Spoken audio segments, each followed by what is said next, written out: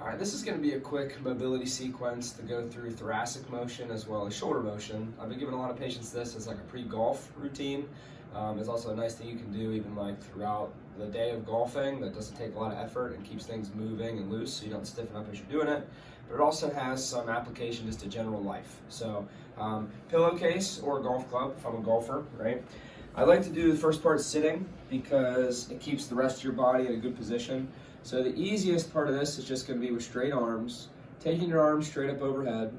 And once you max out on your shoulders, you're just going to let yourself lean back into the ridge of that chair.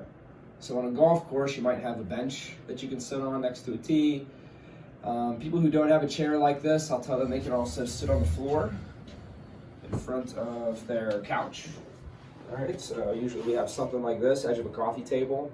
But same thing, I want that there, so once my arm gets overhead, I can let my body push into that, which encourages a little bit of thoracic extension, right? So I might do 5 to 10 of these nice and slow. You'll see I keep my chin tucked down a little bit. And I let my head just kind of follow my body. So my head angles back as my chest and sternum kind of angle back, right? So that's the first one. Next is going to be rotation, which is important for any kind of swinging or golf-related motion. So arms out straight. Pretty simple. I'm just going to let my right hand kind of lead my left hand as I come around into rotation. Right?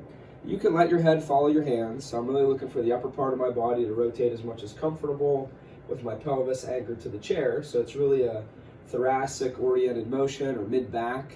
And I'm trying to make sure if I do it in standing, there's a little bit more risk that my whole pelvis and hip is going to turn. So my pelvis being anchored to the chair really isolates this a little bit more to my mid-back and shoulder. Okay. And then the last one's just going to be active shoulder extension. So same thing, arms behind me. This one I just want to be careful that I stay up tall. So as I reach back, I go as far as my shoulders can take me without my body angling forward. So I think about kind of puffing my chest out a little bit. Same time just watching that if you can see my lower back, I'm not going into a lot of this, right? So just lightly reaching back as far as comfortable, trying to stay up tall, in and out of it. So all of these are just active motions without really a long hold or stretch, just to keep things moving. Like I said, if you're standing on a tee box or if you're standing around in your kitchen, these are easy things to do, especially after you've been sitting or bent forward.